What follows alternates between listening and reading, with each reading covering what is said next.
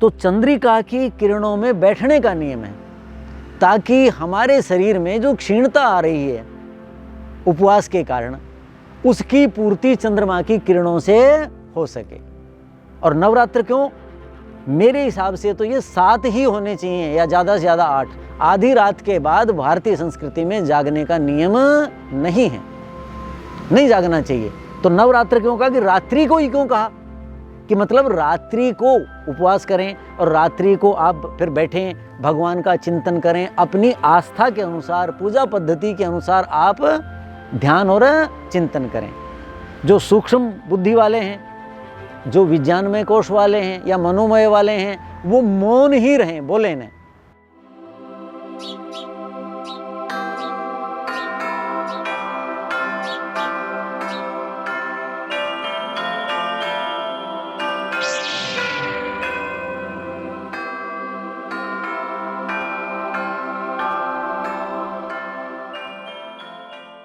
मित्रों, वैसे तो बहुत सारी जगहों पर ऐसा होता होगा कि लोगों की दिनचर्या, उनके त्योहार, उनके उत्सव, उनके परिवेश से प्रभावित रहते हों।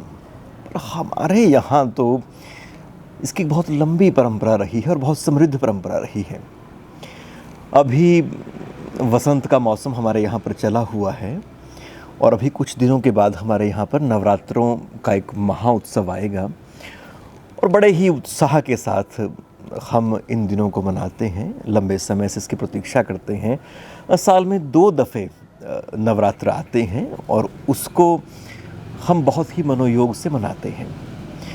नवरात्र के अंदर एक उपवास का, व्रत का भी विधान रहता है और हमारे यहाँ पर जो भी परंपरा रही है वो लगती तो ऐसी है कि जैसे धर्माचार्यों के द्वारा संस्थापित ये परंपरा है, पर वास्तव में कई लोगों का उसमें बड़ा अवदान, बड़ा योगदान रहता है।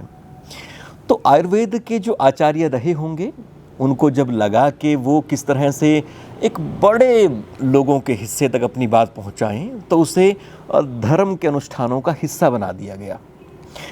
तो आज डॉक्टर बसंत कुमार जी गुरुदेव के पास हम फिर से आए हैं, क्योंकि आप लोगों ने जो पिछले उनके वीडियोस देखे, उसके नीचे जो आपके कमेंट्स आए, तो आपको उनकी बात कहने का ढंग, उनकी सादगी और उनकी विषय के ऊपर जो पकड़ है वो बहुत पसंद आई है।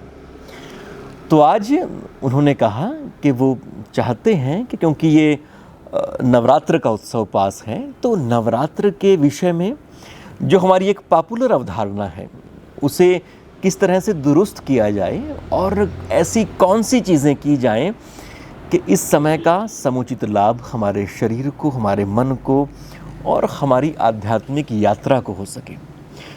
तो आज बहुत ही विस्तृत ढंग से उन्होंने इस विषय के ऊपर अपनी बातचीत रखी है। हमारी ये बातचीत 3 कड़ियों में रहेगी। पहले हिस्से में वो इस विषय को स्थापित करते हैं, दूसरे हिस्से में वो उससे जुड़े अन्य प्रकरणों की चर्चा करते हैं और तीसरा जो इस पूरी बातचीत का हिस्सा रहेगा, जो कि बहुत रोचक होने जा रहा है, उसमें वो किस तरह से आयुर्वेद के सिद्धांत परिलक्षित होते हैं हमारे नवरात्रि के उत्सव में और किस तरह से फिर जो हमारी आधुनिक चिकित्सा पद्धति है वो भी वही बात कहता है जो हमारे यहाँ पर लोक ने अनुभव की है। भारत में जो नवरात्र हैं वो बहुत हर्ष उल्लास से मनाते हैं लोग। हर्ष उल्लास जो है वो किसके लिए होता है? पर्वों के लिए हुआ करता है। जैसे ऋतु पर्व हैं या सामाजिक पर्व हैं, उनके लिए। जो नवरात्र है ये एक तप है और इसमें जो सत्वगुणी लोग हैं वो आध्यात्मिक उन्नति के लिए अपनी साधना करते हैं।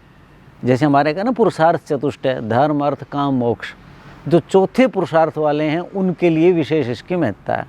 और जो लोग हैं धर्म अर्थ और काम, उनके लिए शारीरिक स्वास्थ्य के लिए भी ये उपयोगी है। तो जो नवरात्र हैं इसके 2 चीज़ें इसमें, एक है उपवास, एक है व्रत।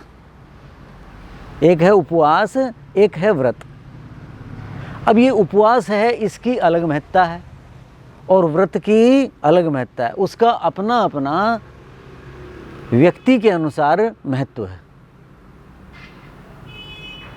अब ये जो प्रश्न आपने किया, जो व्रत और उपवास, इसकी अलग अलग मैं आगे बात बताऊंगा कि ये 2 बार ही क्यों मनाते हैं। मास तो 12 हैं, पक्ष 24 हैं, ऋतु 6 हैं। तो ऋतु के अनुसार हो तो 6 बार होने चाहिए, पक्ष के अनुसार हो तो 24 बार होने चाहिए थे। यदि वार्षिक वर्ष के अनुसार हो तो ये 1 बार ही होने चाहिए थे। 2 बार क्यों है? एक है वासंती नवरात्र, वासंती वसंत ऋतु से संबंधित। एक है शारदीय नवरात्र, शरद ऋतु से संबंधित। अब जब इसको मैं ज्योतिष की दृष्टि से देखता हूँ, आज का जो हमारा ये चिंतन है, इसका आध्यात्मिक दृष्टि से, आयुर्वेद की दृष्टि से, ज्योतिष और लोक की दृष्टि से ऐसे चिंतन होगा। इसके अलग अलग पक्ष हैं। तो ये जो हमारा नवरात्र विधान है, इसके पीछे ये सारी चीज़ें कारण हैं। नवरात्र 2 बार हम मनाते हैं। कब मनाते हैं? जब सूर्य विश्वत रेखा पर होता है। एक वर्ष में 2 अयन हैं, दोनों अयनों में हैं, लेकिन दोनों अयनों के मध्य में आते हैं। एक अयन आरंभ हुआ, दूसरा दोबारा आरंभ होगा, पहला समाप्त होगा, उस समय नहीं मनाए जाते। ये कब मनाए जाते हैं?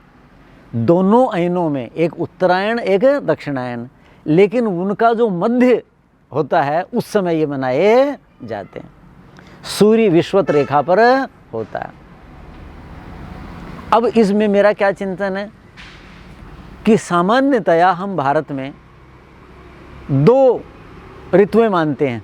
ऋतुएं तो 6 हैं, पिछले सब व्याख्यान में बताया भी था। 6 में भी दक्षिण भारत में विंध्याचल में प्राविड और वर्षा हैं, वहाँ शिशिर नहीं है। उत्तर भारत में प्राविड नहीं है, वर्षा है और शिशिर है। तो वहाँ भी 6, यहाँ भी 6 हैं, लेकिन अंतर है। ये सब क्या है? सूर्य के कारण है। उसी के अनुसार फिर हवाएं आती हैं, जल होता है, सब ऋतुएं सूर्य के अनुसार बनती हैं। लेकिन हमारे जो नवरात्र हैं वो चंद्रमा के अनुसार मनाए जाते हैं। तो सूर्य और चंद्रमा के लिए क्या लिखा है? चरक लिखते हैं, चंद्र अर्कौ उभौ पालयतः प्रजा। चंद्र और अर्क, सूर्य और चंद्रमा, अर्क सूर्य को कहते हैं, ये दोनों पालयतः प्रजा। प्रजा का मतलब मैं और आप मनुष्य नहीं, प्रजा, प्रजायते थी प्रजा, जिनकी सृष्टि होती है, उसमें वनस्पतियां भी आ गई, एक के बाद दूसरा जन्म होता है जिनका। तो प्रजा का मतलब प्रजायते थी प्रजा, उनका ये दोनों पालन कर रहे हैं। तो नवरात्र में दोनों की भूमिका है। नहीं तो ऋतु के अनुसार हो जाने चाहिए थे, तो सूर्य के अनुसार हो जाते। सूर्य के भी महीने अलग हैं, सौर मास कहते हैं उसको ज्योतिष में, और चंद्रमा के जो महीने वो चांद्रमास हैं। दोनों में चैत्र वैशाख जेठ आषाढ़ नाम भी वही हैं, लेकिन उनकी गणनाएं भिन्न भिन्न हैं। तो मैं फिर अपने उसी विषय पे आता हूँ कि साल में 2 बार मनाए जाते हैं। तो हम क्या कहते हैं? सर्दी में ऐसा था, गर्मी में ऐसा था। बस 2 ही ऋतुएं मानते हैं लोक व्यवहार में, सर्दी और गर्मी। तो जो संधि काल है किसका? सर्दी और गर्मी का। जो संधि काल है वो 2 ही होंगे, एक सर्दी और एक गर्मी। तो उनके 2 क्या होंगे? संधियाँ। एक बार अब वासंती नवरात्र आने वाले हैं वसंत ऋतु के, तो अब शीत का समापन हो रहा है। तो शीत का समापन होगा, ग्रीष्म ऋतु का आरंभ होगा। तो वो जो संधि काल है वो वासंती नवरात्र का समय है। और जब अक्टूबर में, सितंबर के आखिर में, ये 22-23 मार्च के और उधर 23 सितंबर के, तो उस समय वो होंगे। ये तो मैं सूर्य के अनुसार बता रहा हूँ। लेकिन उसके कभी पहले कभी थोड़ा सा बाद में, क्योंकि चंद्रमा जो है उसकी जो गति है और सूर्य की वो भिन्न भिन्न है। सूर्य तो 365 सही 1/4 में परिक्रमा हम कर रहे हैं, लेकिन हम कहते हैं कि सूर्य चल रहा है, व्यवहार में ऐसा ही कहते हैं। चंद्रमा का 354 दिन का वर्ष है और उसका 365 11 दिन का अंतर होता है, तो उसको समाहित कर देते हैं, ज्योतिष वाले प्रसंग में बताएंगे। तो उसके कारण ये नवरात्र कभी आपको पहले दिखते हैं, क्योंकि ये जो ईस्वी संवत है ये सौर गणना के अनुसार है, बहुत साइंटिफिक नहीं है, लेकिन फिर भी संसार का काम चल रहा है। जब ज्योतिष का विषय होगा तो विस्तार से इस पे बताएंगे। तो वो जो है सर्दी और गर्मी का संधि काल है। अब सर्दी का समापन, ग्रीष्म का आरंभ, और शारदीय नवरात्र में क्या होगा, ग्रीष्म का समापन और शीत ऋतु का आरंभ। इसको ऋतु संधि कहते हैं। तो हमने 2 ऋतुएं मान ली लोक व्यवहार के अनुसार, 6 ऋतुओं की बात आज नहीं कर रहे हम। ऋतु के लिए लिखा है धर्मशास्त्रों में, ऋतु संधिषु व्याधयो जायन्ते, ऋतु संधियों में रोग पैदा होते, रोग पैदा होते। इसके लिए अब ये तो धर्मशास्त्र ने कह दिया, जहाँ यज्ञ आदि करते हैं, तस्माद भैषज यज्ञाः, वहाँ लिखा इसलिए भैषज यज्ञ किए जाएं, भैषज कहते हैं औषधि को, वो यज्ञ किए जाने चाहिए, सूत्र ग्रंथों में ऐसा लिखा है, जहाँ यज्ञ का कर्मकांड का विधान है। अब इसको आयुर्वेद किस रूप में देखता है? आयुर्वेद किसका नाम है? जिसने समाज का अनुभव किया। आयुर्वेद में एक पंक्ति है, वैद्यानाम शारदी माता पिता च कुसुमाकर। शरद ऋतु वैद्यों की माता है और कुसुमाकर फूलों का आकर्मणी समूह अर्थात वसंत ऋतु इनका पिता है। किनका? वैद्यों का, अर्थात जो चिकित्सक और चिकित्सा जगत से जुड़े, औषधि विक्रेता, उनके सहायक, सारे जो स्वास्थ्य से जुड़े हुए हैं, स्वास्थ्य कर्मी कह लीजिए आज की भाषा में, उनका पिता है वसंत ऋतु और शरद ऋतु इनकी माता है। अब पिछले व्याख्यान में हेमंत क्या है, किसी व्यक्ति ने लिखा हुआ था कि हेमंत क्या है? हेमंत ऋतु का नाम है, यानी 20 नवंबर से 20 जनवरी तक की 2 महीने की माता पिता क्यों है ये? जो 10 सितंबर से 10 नवंबर बहुत ज़्यादा रोग होते हैं, बहुत ज़्यादा क्यों होते हैं? कि उस ऋतु में पित्त कुपित होता है। क्या होता है? पित्त कुपित होता है, और उसके कारण हमारे अंदर रोग पैदा होते हैं। कभी डेंगू है, कभी चिकनगुनिया है, कभी जापानी बुखार है। ये डेंगू वगैरह नहीं होते थे पहले, आज से 30-35 साल पहले। तो क्या कहते? ये वायरल है जी। वायरल तो हर एक कोई कह देते हैं जब ऋतु परिवर्तन होता है तो ये बहुत बुखार होते हैं उस समय। वो बुखार नहीं हो रहे, वो पित्त कुपित हो गया है। वात, पित्त और कफ, ये जो 3 धातुएं हैं शरीर को धारण करती हैं, दोष बन जाते हैं। जब ये सम अवस्था में नहीं होते तो दोष बन जाते हैं। तो वो जो शारदीय नवरात्र है वो क्यों किया जाता है? पित्त के समन के लिए, उसको वश में करने के लिए, ताकि हम उसके प्रकोप से बच जाएं। इसलिए कहा शरद ऋतु वैद्यों की माँ है। क्यों है माँ? माँ अपनी संतान का भरण पोषण करती है। अर्थात मैं शरद ऋतु क्या कहती है चिकित्सक जगत को कि बेटे तुम चिंता मत करो, मैं हूँ ना, अर्थात मैं इन मनुष्यों को बीमार करूँगी और ये तुम्हारे पास आएंगे, दवाई वाले की दवाई बिकेगी, उसकी ये बिकेगी, उसकी ये बिकेगी, उसकी ये बिकेगी, सब कर्मचारियों को, सबको खूब मिलेगा। तो उनका भरण पोषण करती है कौन? शरद ऋतु। ये आयुर्वेद कहता है कि ये वैद्यों की, चिकित्सा जगत से जुड़ों की तो माता है, लेकिन और मनुष्यों ध्यान से सुन लो, शरद ऋतु जो है अपने बच्चों के भरण पोषण के लिए तुम्हें बीमार करेगी, सावधान हो जाओ। तो हमारे आयुर्वेद के आचार्य, उन्होंने क्या कहा? उनकी बात कहेंगे भाई ये मत खाओ, मत खाओ, ऐसा रहो, तो नहीं मानेंगे लोग। उन्होंने किन के पास गए? धर्माचार्यों के पास गए। जो मैं कहूँगा मेरी बात नहीं मानी जाएगी, वैद्य की नहीं मानी जाएगी, पंडित जी कह देंगे मंदिर के, तो उनकी बात सिरोधारी है। सामान्य जो समाज है, जो इंटेलेक्चुअल हैं, बुद्धिजीवी हैं, विज्ञानमय कोश के व्यक्ति हैं, उनको जस जाएगी। लेकिन प्राणमय, अन्नमय कोश वाले हैं, उनको तो पंडित जी ही समझा सकते हैं। क्यों? वो उसके साथ लाभ और हानि जोड़ेंगे। ये करो ना तो इससे तुम्हारा ये लाभ हो जाएगा, ये नहीं करोगे तो ये हानि हो जाएगी, अपशकुन हो जाएगा, ऐसा हो जाएगा। तो सामान्य जो मनुष्य है, अन्नमय कोश का व्यक्ति, प्राणमय कोश का व्यक्ति, वो लाभ हानि में ही है बस, कि मुझे लाभ हो जाए, मेरी हानि न हो जाए। वो फिर उसको क्या करते हैं, जैसे छोटे बच्चों को कड़वी दवाई देते हैं तो उसको मिठास लपेट करके ये करके देते हैं ना, और दे दिया कैप्सूल ही उसके अंदर डाल दिया और ऊपर से चला गया। वैद्यों ने कहा कि भाई ये समाज बीमार होता है, वैद्य तो पीयूष पाणी है, वो तो समाज का भला चाहता है। चिकित्सक, वैद्य का मतलब चिकित्सा जगत, कोई भी पैथी हो चाहे, तो वो क्या चाहता है कि भाई ये कैसे ज़्यादा लाभान्वित हो जाएं। तो वो धर्माचार्यों के पास गए होंगे और उन्होंने क्या कहा कि महाराज, पंडित जी महाराज, ये ऐसे करवाओ, ये नवरात्र करवाओ, पहले उपवास फिर व्रत, उसमें इनकी एक चर्या बनाओ। और वो चर्या भी वैद्यों ने ही बताई। धर्माचार्य का तो विषय ही नहीं है ये स्वास्थ्य का, किस पदार्थ के क्या गुणधर्म है, क्या कुपित होगा, क्या संचित होगा, वात पित्त कफ में से कैसे होगा, तो वो सारी चीज़ें उनको बताई। और उन्होंने मंदिर में जब वो लोग आए, पूजा करने आए, वो ये तो कहे नवरात्र करना चाहिए, देवता खुश होते हैं, देवियाँ खुश होती हैं, ये लाभ हो जाएगा, ये लाभ हो जाएगा, नहीं करोगे तो ये हानि हो जाएगी, मनोकामनाएं पूरी होंगी, संतान होगी, मकान बनेगा, नौकरी लग जाएगी, शत्रु की पराजय होगी, तुम्हारे विजय होगी, ये जो संसार है वो सारा उसके साथ जोड़ दिया।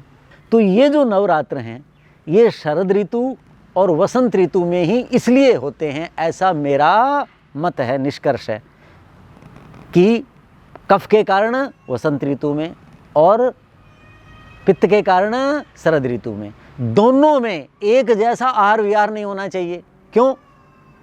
अरे वो तो पित्त क्या है, गर्मी का नाम है, और ये क्या है, कफ किसका नाम है, जल का नाम है। जलीय अंश, जलीय तत्व की प्रधानता जो होती है उसका नाम कफ है। शरीर की धातुओं में जब आग्नेय तत्व ज़्यादा हो जाता है तो वो क्या है, पित्त है, और जब जलीय तत्व ज़्यादा हो जाता है उसका नाम कफ है। और वायु किसका नाम है, रुक्षता का नाम है। कल ही मेरे मित्र हैं चिकित्सक, तो बातचीत चल रही थी ये वो, तो मैंने कहा डॉक्टर साहब भी कुट्टू का आटा खाते हैं। मैं कहा कुट्टू किसे कहते हैं? बोले सिंघाड़े का आटा। तो हमारे यहाँ कोदो लिखा है, वहाँ आता आधा भी है ना, कोदो स्वातो न जुरतो भरी पेट, विद्यालय में पढ़ा हुआ है। तो कोदो मुनि धान्य है, श्यामक मुनि धान्य है, मुनि धान्य खाने का नियम है। लेकिन वसंत ऋतु के नवरात्र में भी और शरद ऋतु में कुट्टू का आटा खा रहे हैं, यानी सिंघाड़े का। जो ऐसा खाते हैं उनके लिए मैं बता दूं, सिंघाड़ा जो है वो शीतल होता है। सिंघाड़ा कब आता है?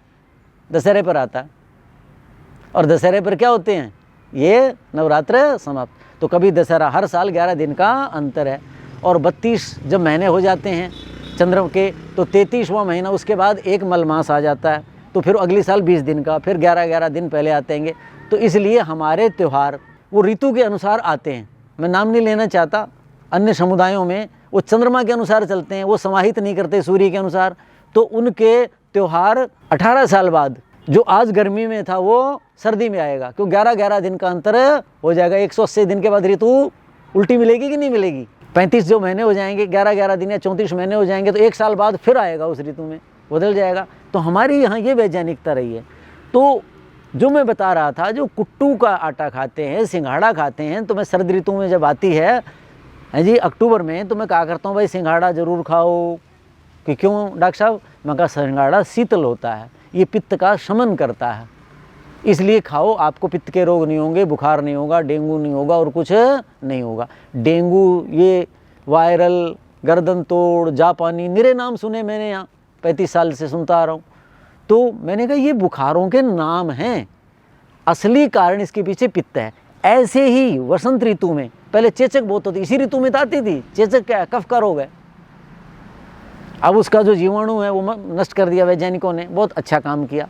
लेकिन ज्वर जो होगा या कफ से होने वाले दोष हैं, किसी न किसी रूप में अब भी होते हैं, लेकिन शरद ऋतु जितने दोष है नहीं होते। तो इस ऋतु में जो कुट्टू का आटा खाएंगे उनका बढ़ेगा कफ। क्यों? सिंघाड़ा ठंडा होता है, सिंघाड़े का आटा ठंडा होगा, लेकिन वो यूँ खा रहे हैं, ला रहे हैं। और जो सिंघाड़ा कब आया था? अक्टूबर में आया था, उसको आए कितने दिन हो गए और रखा हुआ खराब। तो मैं कहता जी फिर कैसे करते हो? बोला जी डॉक्टर साहब ये क्या करते हैं, पुराना हो जाता है, वो ख़राब हो जाता है, कहीं विषैला हो जाता है, और फिर ये खाते हैं, फिर वो छापे मारते हैं, हम उनको रोकते हैं, लोग इसलिए बीमार हो जाते हैं, मानते तो नहीं। और जो सितंबर में कुट्टू का आटा खाएंगे वो तो महाविनाश है। उनको क्या खाना चाहिए? सिंघाड़ा खाना चाहिए उस समय। क्यों? क्योंकि पिछले साल, इस साल जो अक्टूबर गया अभी, उसका सिंघाड़े का आटा पिसा हुआ तब मिलेगा। तो वो देखिए उसके ऊपर से वर्षा ऋतु जा चुकी, खराब होगा। तो कुट्टू का आटा तो खाना ही नहीं है, कोई भी बासी चीज़ नहीं खानी, पुरानी चीज़ कुछ भी नहीं। गीता में लिखा ना, यात यामम गत रसम परिष्टम, जो पुराना है, बासा है, रखा हुआ है, जला हुआ है, वो चीज़ नहीं खानी, वो तामसिक है। हमारे यहाँ क्या है, ये कहा है कि विदाही अन्नपान नहीं करना। क्या क्या नहीं करना? विदाही अन्नपान। तो इसमें देखो, कटुक, कटुक का मतलब मिर्च आदि, लवण, रूक्ष, विदाही, अम्ल, ये अन्नपान नहीं करने होते। ये क्या है? गीता में लिखा है राजसस्य इष्टा, राजसी गुण वाला जो व्यक्ति, उसको ये इष्ट होते हैं। और हम यहाँ क्या करते हैं? देवी की पूजा करते हैं, जो कल्पना है लोगों की, या जो निराकार ईश्वर को मानते हैं, वो ईश्वर का ध्यान चिंतन करें, उपवास कर करके आध्यात्मिक हो जाएं। तो वो राजसी होकर के ईश्वर का चिंतन कैसे कर सकते हैं? साधना कैसे कर सकते हैं? नहीं कर सकते। तो इस ऋतु में आपने शीतल चीज़ें नहीं लेनी। वसंत ऋतु में शीतल लेंगे तो क्या है, कफ और बढ़ेगा, और आप कहोगे तो पता नहीं क्या हो गया, मैंने तो व्रत किया था, उपवास किया था, देवी देवताओं की पूजा कर रहा था। तो आपको क्या देखना है? ये जो करना है, ये उपवास करना है। उपवास किस लिए करना है? दो शरीर माने जाते हैं हमारे यहाँ, एक स्थूल शरीर, एक सूक्ष्म शरीर। स्थूल शरीर तो सबको दिखाई देता है, उपवास स्थूल शरीर के लिए। उपवास पूर्वक व्रत किया जाता है। व्रत क्या है? व्री वर्णे धातु से बनता है, कि जो हम वर्ण करते हैं, चुनते हैं, तो व्रत सूक्ष्म शरीर के लिए होता है। तो नवरात्र में हम अपने दोनों शरीरों की शुद्धि करते हैं, व्रत और उपवास के माध्यम से। अब जो शुद्धि करेंगे तो उसमें क्या होगा कि सात्विक ही पदार्थ सेवन करें, और उसमें जल प्रधान, जल। अब ये जो ऋतु है, इसमें जल कौन सा लें? उबाल करके गुनगुना जल लें। जिनके शरीर में कफ की मात्रा ज़्यादा है, यानी शरीर में मांस आदि, मेद चर्बी आदि ज़्यादा है।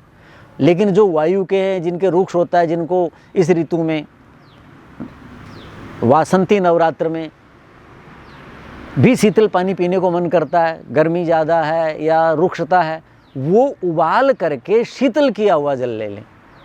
लेकिन जो कफ की प्रकृति के हैं, यानी शरीर में मांस आदि ज़्यादा है, उनको उबला हुआ गुनगुना जल लेना चाहिए। तो वो जल अधिक लें, और ठोस जो पदार्थ हैं वो न लें, धीरे धीरे कम करें। वो ऐसा करेंगे तो उससे क्या होगा कि हमारा शरीर क्या होगा? शुद्ध हो जाएगा। तो नवरात्र जो हैं, ये नो ही क्यों कहे, मुझे नहीं पता, मैंने कहीं पढ़ा नहीं है, लेकिन मेरा जो अपना चिंतन है, इसके पीछे क्या मुझे लगता है कि हम जब व्रत उपवास करते हैं, अन्न छोड़ देते हैं, विदाही अन्नपान छोड़ देते हैं, तो शरीर क्या होगा? वो तो अभ्यास ही है उसका, क्षीण हो जाएगा। जलीय अंश की प्रधानता होगी, ऋतु के फल लेंगे, और अभ्यास काम भी वही कर रहे हैं, सब कुछ कर रहे हैं। तो फिर क्या कहा? चंद्रमा जो है और सूर्य, मैंने बताया ना, दोनों जगत का पालन कर रहे हैं। तो चंद्रमा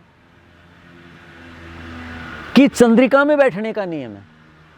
ये जो शुक्ल पक्ष है ना, ये तो चैत्र के शुक्ल पक्ष में है वसंत नवरात्र, और वो आश्विन के शुक्ल पक्ष में। नहीं तो आश्विन और चैत्र कृष्ण पक्ष भी तो हो सकता था, दोनों में शुक्ल पक्ष क्यों लिया? क्योंकि चंद्रमा जो है वो रसात्मक है। वो हमारे रात्रि, चंद्रमा, निद्रा, ये हमारे शरीर का पोषण करते हैं। ये क्या करते हैं? रात्रि जैसे दिन भर काम किया, थक गए, पोषण करती है। जैसे घाव भरते हैं, वो सारा काम इनका है। आप लताओं में, वनस्पतियों में देखो तो ये सारा, तो चंद्रिका की किरणों में बैठने का नियम है ताकि हमारे शरीर में जो क्षीणता आ रही है उपवास के कारण, उसकी पूर्ति चंद्रमा की किरणों से हो सके। और नवरात्र क्यों? मेरे हिसाब से तो ये 7 ही होने चाहिए या ज़्यादा से ज़्यादा 8। आधी रात के बाद भारतीय संस्कृति में जागने का नियम नहीं है, नहीं जागना चाहिए। तो नवरात्र क्यों कहा, कि रात्रि को ही क्यों कहा, कि मतलब रात्रि को उपवास करें और रात्रि को आप फिर बैठें, भगवान का चिंतन करें, अपनी आस्था के अनुसार, पूजा पद्धति के अनुसार आप ध्यान और चिंतन करें। जो सूक्ष्म बुद्धि वाले हैं, जो विज्ञानमय कोश वाले हैं या मनोमय वाले हैं, वो मौन ही रहें, बोले न। ये जो नगाड़े बज रहे हैं, ढोल बज रहे हैं, खड़ताल बज रहे हैं, सड़कें रुक रही हैं, ये नवरात्र के विपरीत है। दूसरों को तो नुकसान हो ही रहा है, इसमें क्या होना चाहिए, बहुत मंद स्वर में। यदि कोई एकांतवास नहीं कर सकता, चंद्रिका में अकेला नहीं बैठ सकता, चुलबुली वृत्तियाँ होती हैं, बैठ ही नहीं सकते, कुछ को शांत रख ही नहीं सकते, तो जो व्यक्ति मौन जप नहीं कर सकता, एकांत नहीं बैठ सकता, वो कुछ लोग बैठें लेकिन मधुर स्वर में गुंजार करें, जो आपके कानों को न चुभे। पड़ोसी की तो बात ही नहीं, आपकी शक्ति खर्च न हो, बहुत मधुर ही वाद्य यंत्र हो और बहुत मधुर ही आपका स्वर हो, और भजन कीर्तन करें, लेकिन चंद्रिका में करें। तो ये है कि आप एक एक दिन बढ़ते जाएं। नवमी के बाद आपको जो चंद्रमा है, क्योंकि पहले क्या कहा, पहले दिन थोड़े देर द्वितीया को मिलेगा, थोड़ी देर तृतीया को और ज़्यादा मिलेगा चंद्रमा, चतुर्थी को, और बस नवमी के बाद न करें, फिर आधी रात के बाद हो जाता है।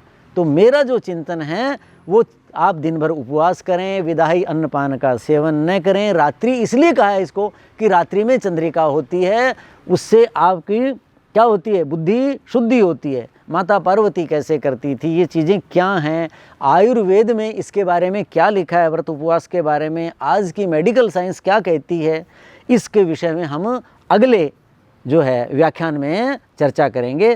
तो आज का हम व्याख्यान यहीं समाप्त करते हैं। इसका दूसरा जो चरण है उसमें साइंटिफिक रूप से आयुर्वेद और एलोपैथी उस दृष्टि से और आध्यात्मिक दृष्टि से इस विषय पे विचार करेंगे।